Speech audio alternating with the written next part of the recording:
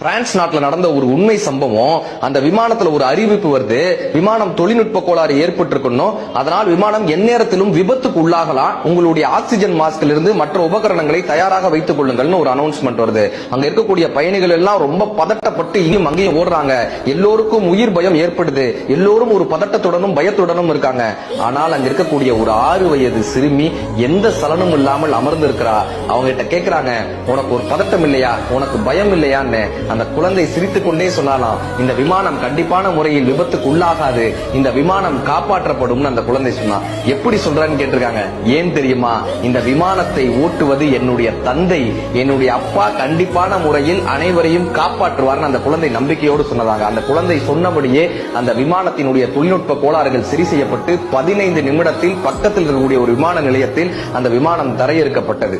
அந்த குழந்தை அவங்க அப்பாவை நம்பியது போல எவன் ஒருவன் தன் வாழ்க்கை